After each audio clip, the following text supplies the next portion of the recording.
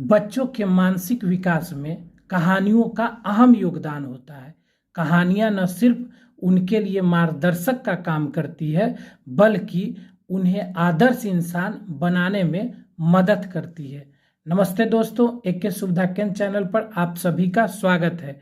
जैसा कि आप यूट्यूब के मैसेज में देख रहे होंगे कि इस चैनल पर आपको सप्ताह में 2 दिन शनिवार और सोमवार एक प्रेरणादायक कहानियाँ, एक मोटिवेशनल कहानियाँ आपको। तो नमस्ते फ्रेंड्स, एक के सुविधा केंद्र चैनल पर आप सभी का स्वागत है। इसी क्रम में आज मैं आप लोग को एक कहानी सुनाऊंगा जो कि आपके लक्ष्य पूरा होने से पहले और लक्ष्य पूरा होने तक आपके परिवार का आपके लक्ष्य के प्रति क्या योगदान रहता है और क्या संघर्ष रहता है, उसी से संबंधित है। तो दोस्तों, कष्ट और दर्द भी जरूरी है जीवन में, क्योंकि अनुभव और सच्ची सीख तो इन्हीं से मिलती है। कष्ट से अनुभव और दर्द से सीख मिलती है। तो आइए सुनाता हूँ एक कहानी। कहानी है राजेश की। वो बहुत ही होनहार लड़का था और वो इंटरव्यू के लिए पहुंचा था। वो सारे राउंड क्लियर करके फाइनल राउंड के लिए इंटरव्यू के लिए उस कंपनी के डायरेक्टर के पास पहुंचा था। डायरेक्टर साहब को ही इंटरव्यू लेनी थी और फाइनल करना था कि उनको जॉब देना है या नहीं देना है।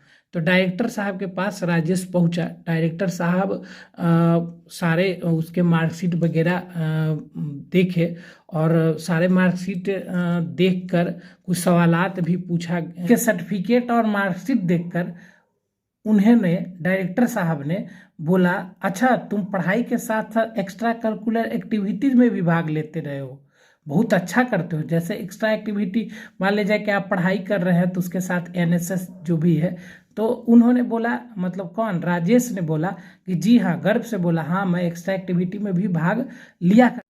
तो फिर डायरेक्टर साहब ने राजेश से पूछा कि अच्छा ये बताओ राजेश, पढ़ाई के दौरान कोई छात्रवृत्ति तुम्हें मिलती थी?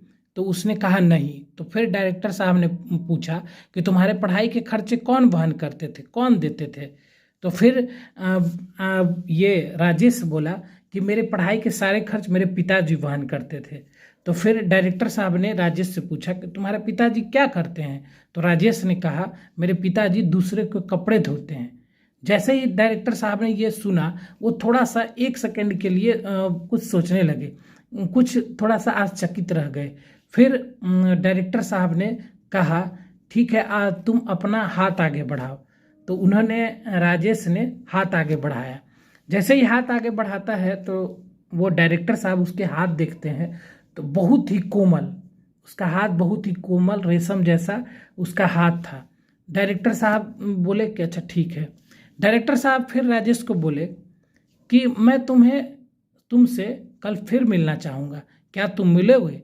तो ये राजेश था तो बोला कि अच्छा, मन ही मन बोला कि आज इंटरव्यू है, कल फिर मुझे बुला रहे हैं, तो हो ना हो ये मुझे जॉब पर रखेंगे ही। तो फिर उसने कहा, राजेश ने कहा कि जी हाँ सर, बिल्कुल सर। तो फिर डायरेक्टर साहब बोलते हैं कि ठीक है, आज तुम अब घर जाओ और एक काम करना, तुम अपने पिताजी के हाथ धुलवा कर और फिर कल आप वापस आना।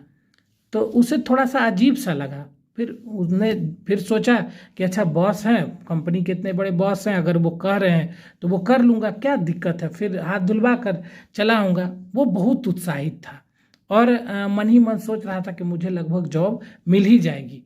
वो घर गया और पिताजी का इंतज़ार करता रहा। पिताजी दुकान से आए और फिर पिताजी को सारी बातें बताई और पिताजी को बोला, पिताजी आप अपने हाथ आगे कीजिए। तो पिताजी बोले, क्या कर रहा है यार, क्यों हाथ क्यों कर, नहीं नहीं आप आगे कीजिए। तो पिताजी ने उसकी बातें मान ली और पिताजी अपने हाथ आगे बढ़ाया। तो जैसे ही आगे हाथ बढ़ाया और पिताजी के हाथ जैसे ही राजेश ने पकड़ा, तो जैसे ही पिताजी के हाथ वो देखा, पूरा एकदम सहम सा गया। एकदम कठोर हाथ, खुरदरा, कटे फटे, ऊबड़ खाबड़ एकदम पूरे हाथ हो रखे थे। उसी तरह ये राजेश अपने पिताजी के को साथ ले गया और अपने हाथ धुलवाया। हाथ जैसे ही धुलवा रहा था, जितना देर हाथ धुलवा रहा था और उस पानी जो उनके पिताजी के हाथों पर पड़ रहा था, तो वो पिताजी के चेहरे पर साफ झलक रही थी। जो हाथ, जो कटे फटे जो उंगलियां थे, हाथ थे, उस पर पानी पड़ रहा था, तो वो पूरा थोड़ा सा दर्द हो रहा था, चुभन हो रहा था, जो कि उसके पिताजी के चेहरे पर साफ झलक रही थी। और वो जितना देर तक हाथ राजेश धुलवा रहा था, वो सारा वो उनके दर्द को वो खुद सह रहा था। वो उसके आंखों से नमी निकल रही थी और वो मन ही मन सोच रहा था कि मेरे पिताजी मेरे लिए कितना कष्ट उठाते हैं। वो हाथ देखकर वो उससे रहा नहीं गया, एकदम आंखों से उसके आंसू आ गए।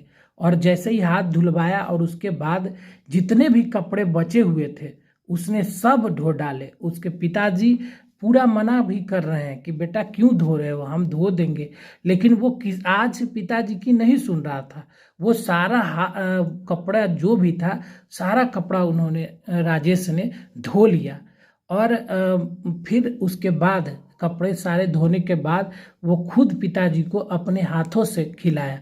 पिताजी भी सारा ये जो घटनाक्रम हो रही थी, पिताजी भी समझ रहे थे कि आज मेरे बेटे को मेरे दर्द का एहसास हो रहा है और मेरा बेटा आज जो दर्द था, जो मैंने वर्षों से छिपाए रखा था, उसे आज महसूस कर रहा था। और राजेश भी मन ही मन बहुत कुछ सोच रहा था कि पिताजी मेरे लिए ये चीज़ करते थे, आज हमको कुछ पता नहीं चला, चूँकि हमने सारे जो भी कार्य थे, सारे जितने भी काम पढ़ाई से रिलेटेड था, वो किसी भी तरह का पिताजी दिक्कत नहीं होने दिए। तो वो सारी बातें वो महसूस करके पिताजी को खिलाया।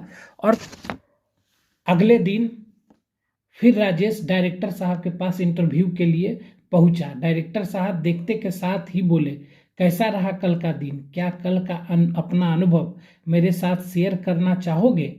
तो आंखों में नमी लेकर उसने कहा कि कल मेरा दिन तो एक ऐसा दिन था जो मैंने अपने जीवन में कभी नहीं जिया था। इससे पहले मैंने अपने जीवन में कभी ऐसा दिन नहीं जिया था। सारी चीजें सीखी मैंने। मैं तो हमेशा से सराहना तो करता था ही जो पिताजी ने मेरे लिए किया, पढ़ाया लिखाया, अच्छे कपड़े दिए, रहन सहन सब कुछ दिया, लेकिन मैं कल दिल से उनकी कदर कर पाया। उनकी मेहनत और उनके कष्ट की साथ साथ जो काम किया करते थे वो कठिन है, वो कल खुद करके किया तो पता चला कितना कठिन है, कितना कष्ट है उस काम में। और तो और रिश्तों की जो कदर होती है, कल मैंने सच में दिल से महसूस किया, वैसे कभी नहीं किया था। तब डायरेक्टर साहब ने कहा, बस मुझे यही खूबियां चाहिए थी अपने मैनेजर में। मुझे एक ऐसा मैनेजर चाहिए था जब वो अपने नीचे वालों से काम करवाए तो उनके कष्ट को महसूस कर पाए, समझ पाए और उनसे एक बिजनेस का व्यवहार न रखे बल्कि एक आत्मीयता रखे, उनकी मेहनत की कदर कर पाए, उन्हें समझ पाए, उनकी सराहना कर पाए। तुम अब इस जॉब के लिए परफेक्ट और सुटेबल हो, लो ये रहा तुम्हारा ऑफर लेटर।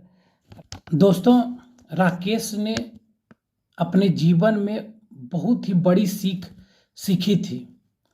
आज हम सब को भी ज़रूरत है कि हम सब अपने बच्चों को, भाइयों को एक सीख सिखाएं और आप अपने बच्चों को अच्छा घर, कंप्यूटर, लैपटॉप, मोबाइल, रहन सहन सब कुछ अच्छा दीजिए, पर साथ ही साथ उन्हें यह भी बताइए कि जो भी उनको ये सुविधाएं प्राप्त हो रही है उसके पीछे आप कितनी मेहनत करते हैं। कभी कभी अगर ज़रूरत पड़े और या नहीं तो ऐसे भी जो भी आप काम कर रहे हैं, अगर बर्तन ही धो रहे हैं तो आप उसमें भी इन्वॉल्व कीजिए।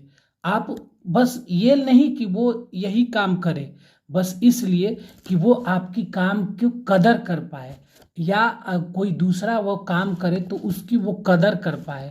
और उसे समझे कि आप कितना मेहनत करते हैं, और जब वो करेगा तो उसकी वो कदर कर पाएगा। इसलिए दोस्तों, और मिलकर काम करने की प्रेरणा लें, सही मायनों में उसे सही शिक्षा मिलेगी और सही मार्ग पर चलकर वह अच्छा व्यक्ति बन सकेगा। धन्यवाद दोस्तों, आशा है कि आप इस कहानी को सुनकर आप समझे होंगे, और प्लीज़ आप अपने गार्जियन का रिस्पेक्ट करें, उनके काम का रिस्पेक्ट करें, और उनका जो मेहनत है कभी कभी उनके कामों में आप हाथ जरूर बटाएं। धन्यवाद।